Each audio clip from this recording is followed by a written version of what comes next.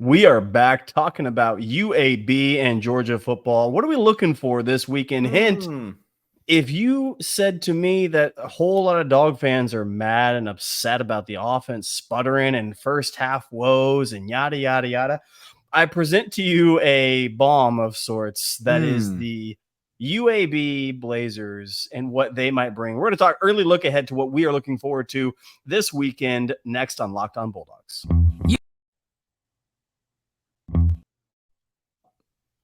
You are Locked On Bulldogs, your daily podcast on the Georgia Bulldogs, part of the Locked On Podcast Network, your team every day.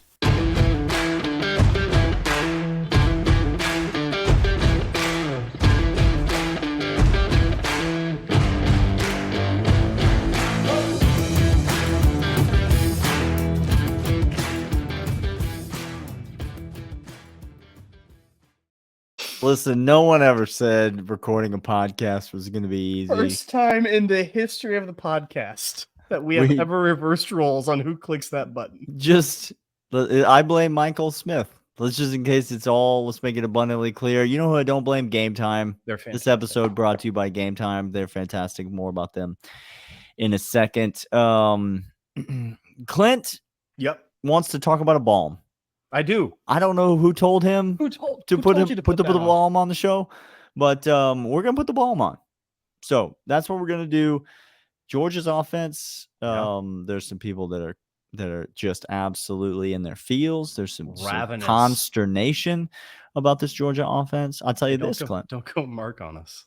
It's going to be Mark Jones, by the way. May God have mercy on his soul. It was a tough watch on Saturday night late. The UAB Blazers come to town on Saturday, an evening kickoff in the cool of the September evening. Georgia's going to be taking the field. It might even be, dare I use the word crisp by the end of this game. It could be in Athens town. If you're sitting in the 600s, you might get a little breeze up there. UAB comes to town. What do we want to talk about this team? Let's start with the head coach. He's got 11 quarterbacks he's bringing on his roster. No. That's just what he does in the offseason, Daniel. Oh, that was what he used to do. That's his former life. Trent Dilfer, the head coach of the UAB Blazers, he's taken over the program, and let's just say that defense has not been their calling card so far this year. Wow, that was the nicest way that you could put that. Really quick, let me just say what Daniel is saying here. UAB Blazers have played 3 teams so far. North Carolina A&T. Okay. Oh, that's not North Carolina or North Carolina State or no. Okay. Go ahead. Georgia Southern. Everybody knows Southern. That's a great school. And Louisiana. There's nothing after Louisiana. Just Louisiana. Yeah. They have given up 6 to NC A&T. Good showing, but then they decided that's to go a Division II school. So allow 49 against Georgia Southern. And sorry, you 41. You said darn near 50. I said almost a 50 burger. And the next game they were close to matching that, one score away from matching that. Close to 50 burger again. In back-to-back games, UAB does not play defense. UAB does not have a competent offense. 35 points, 21 points, and 35 points is the season high against that Division II school. Trent Dilfer does not have a lot of guys to play with. I understand that. He did not do a purge. He does not bring guys with him. He's starting from scratch. It's a real tough go for the Blazers, and their defense in particular is rancid.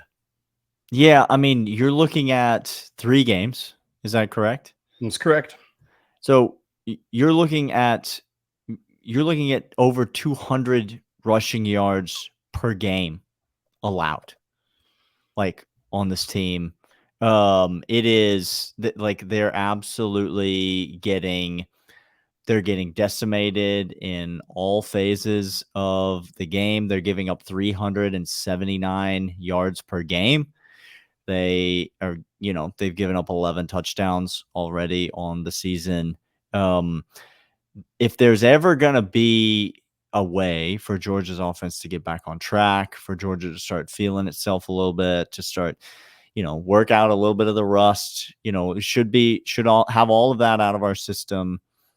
If Georgia's going to get off to a fast start in a game, which I think we would all agree, if we're looking for one thing, if we were going to say the one thing that we want to see from Georgia this weekend to just help us to all put the buckets back out in the shed and not get them out again, it would be could Georgia please just get off to a fast start? If there was ever going to be a team that was going to help Georgia do that, and old Mikey B was going to get a little pregame script going and get some plays dialed up, this would be the opportunity to do that before Georgia jumps into the meat of the conference schedule. After that, will Georgia be able to do that, Clint? That is the question that remains to be seen. But that's the first thing that I'm looking for this weekend. I'm looking for a fast start. I'm looking for Georgia to try to exploit the UAB defense. I don't care how many first half possessions we get. I don't care if it's 3. I don't care if I want to see 3 touchdowns on those 3 first half possessions, or at least, nope, I almost said 2 touchdowns and a field goal, but then I forgot what team I was talking about.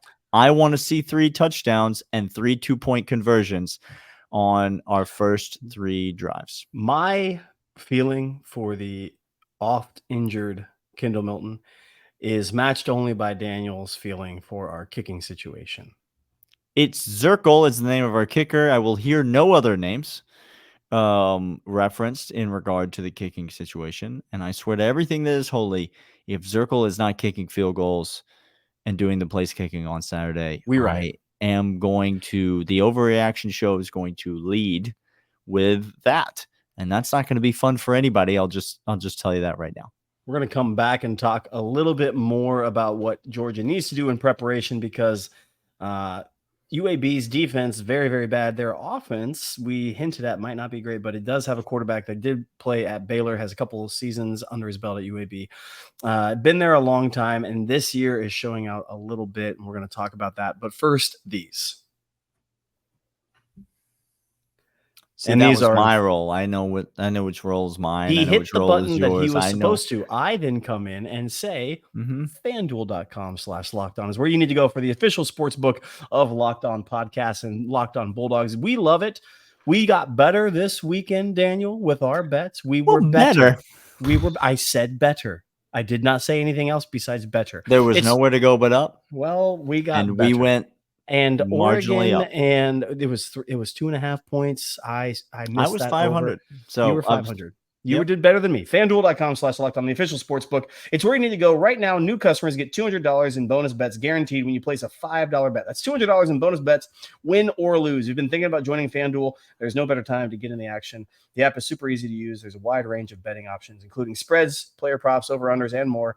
FanDuel.com/LockedOn. Kick off the NFL season as well as continue with college football season.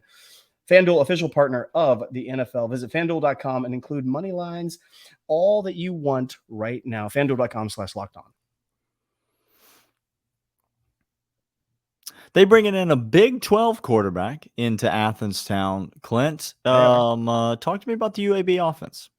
Okay, Jacob Zeno comes over, Baylor.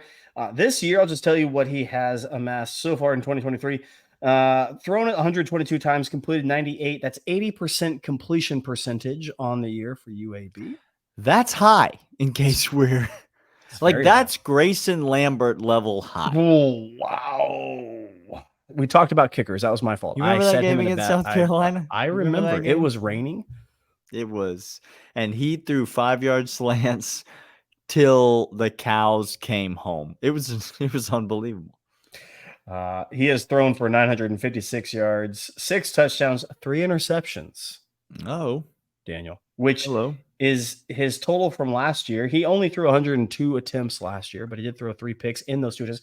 So turnover prone, it seems that he is still that same. If you extrapolate that out over a season, it's not great. That's 1 per game. That's a turnover battle win for Georgia if we keep that up. That is who he is at quarterback. At running back, Daniel, he's also there, leading second on the team with 94 rushing yards and 30 attempts. Isaiah Jacobs is their running back. Receivers are kind of a smattering all the way throughout. There are 1, 2, 3, 4, 5 players with 10 receptions or more on this team. So they spread the wealth. A lot like Georgia. lot like Georgia, get the ball out, get it out quick. And running attack is under 5 yards a carry, 7 touchdowns on the year, rushing, 6 receiving, like I said. So all in all, pretty balanced attack on offense, led by a quarterback. Say more. Let's say this, and we should just get this out of the way up front. Look at what happened over the weekend in college football. It's no opponent can be taken lightly. Okay. Texas went on, messed around with Wyoming. Michigan messed around with Bowling Green. JJ McCarthy, worst game he's ever had his career at Michigan. Now, I know these teams went ahead and won their game and won comfortably their game. Alabama, we all know, messed around with South Florida significantly. There's a lot of these upper echelon teams. Florida State messed around with a very bad Boston College team. You cannot confuse that team for competent. A lot of the upper crust of college football, Georgia obviously messed around with South Carolina quite a bit on Saturday. No opponent can be taken lightly. And so Georgia can't afford to walk in here and take UAB lightly. Not a chance. We're not going to spend a ton of time on this podcast talking about how Georgia can specifically attack UAB or how UAB will specifically attack Georgia, because that's not really the point of this game. At least you'd like to think it's not. And so I gave you my first thing that I'm really looking for on Saturday. What do I need to see from the Georgia Bulldogs? And I said, I need to see a fast start. I need to see touchdowns on, I'm going to say, 2 of our first 3 drives definitively.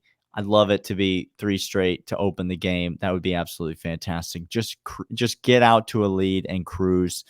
That would be an absolute balm for the soul of Bulldog Nation.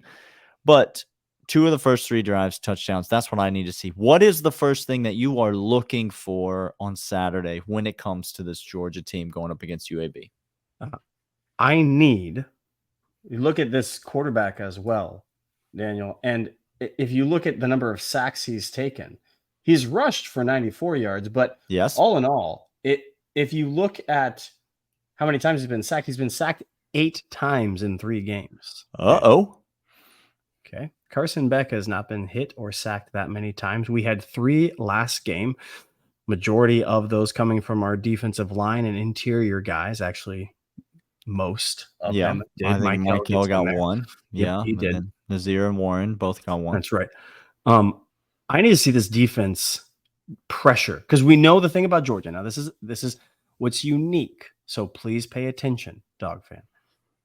Teams know they cannot do a 5-step drop against Georgia. You saw this with Spencer Rattler. He got the ball out quick.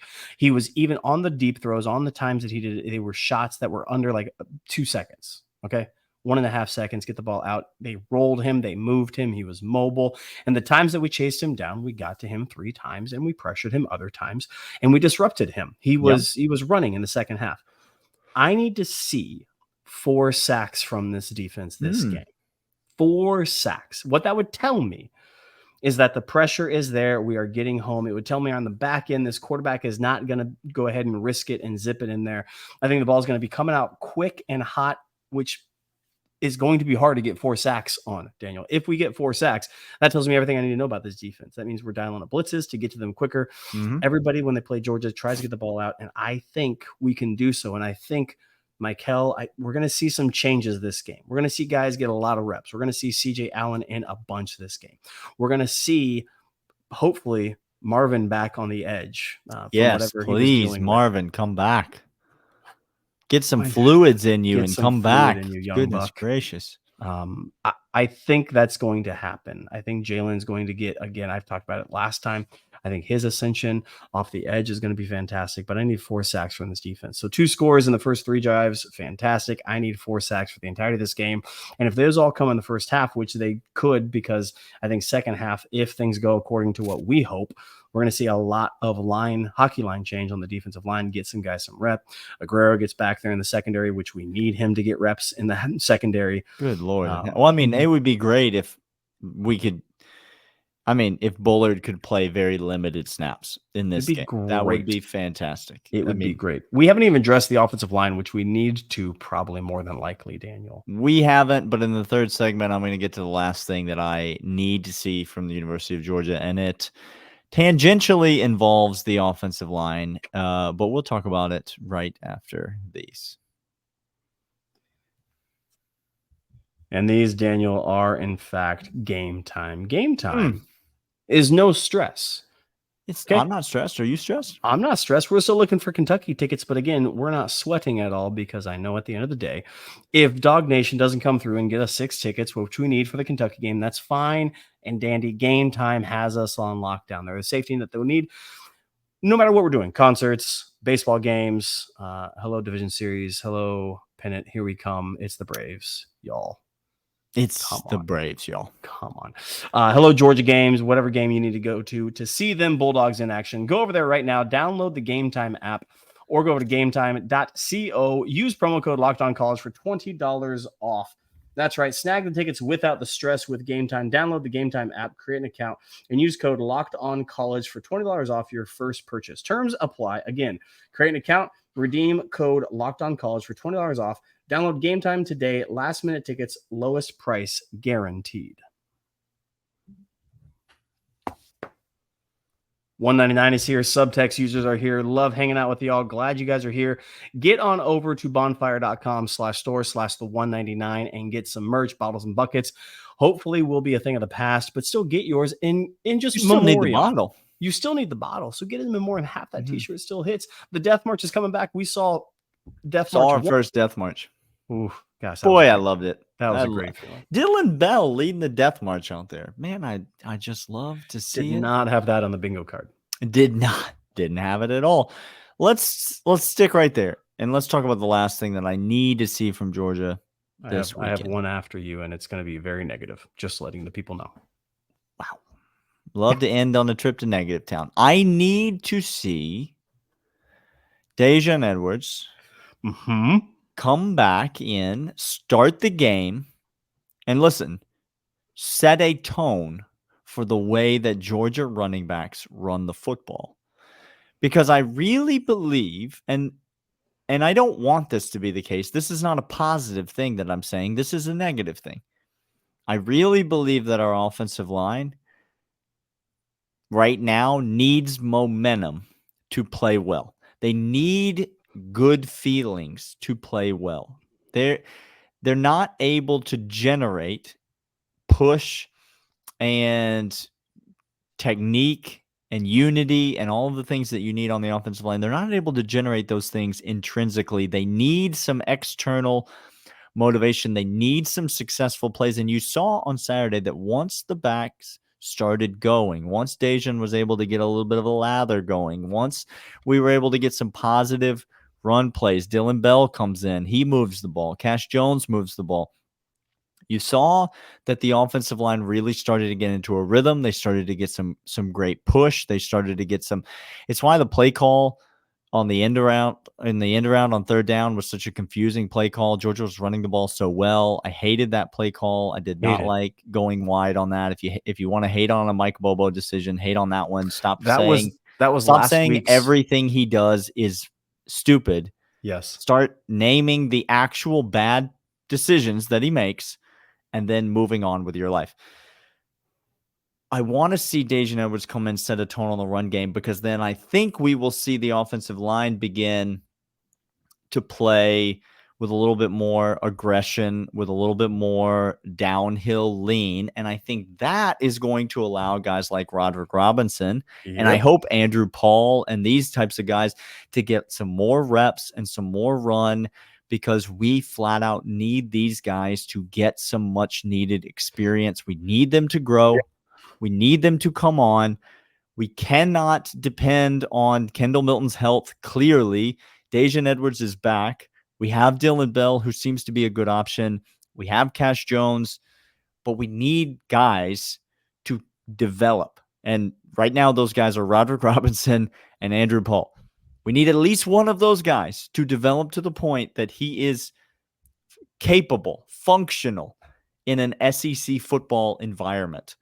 And the only way that that's going to happen is they get some meaningful run and reps in this game. But I want them to do it behind an offensive line that's already in a lather. And I think we need Dejan to get us there. Normally what you do is the offensive line opens holes and masks a lot of deficiencies in the running back room. If you have a good offensive line that's going to go ahead and get shoved 2.5 yards before first contact, that's great news for a running back. Yeah. Any running game can go ahead and do that. Our offensive line is not to that point yet. I think they can get there, but to your point, you're exactly right, Daniel. They need to build confidence and know that the guys they're blocking for, they can screw up and still not be behind the chains. And again, I tell you one more time, if you're going to get mad, it's because we're behind the chains in the scheme of what Mike Bobo wants to do and Kirby Smart wants to do.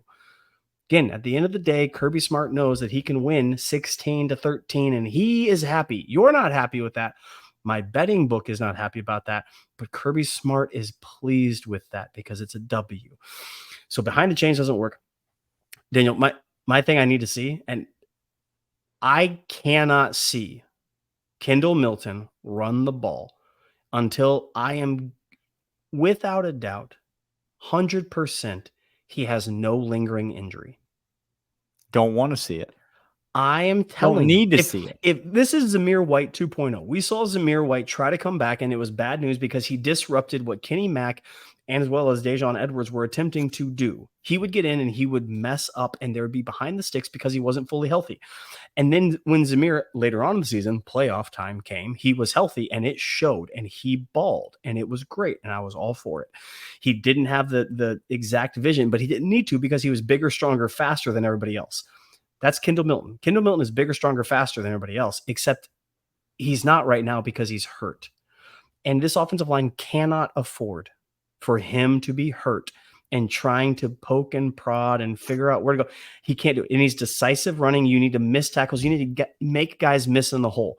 And that is Dejan Edwards. And that right now is Dylan Bell. And I hope it is Rod. Give me Robinson and give me Paul. I need to see those guys get reps. Absolutely need to see it.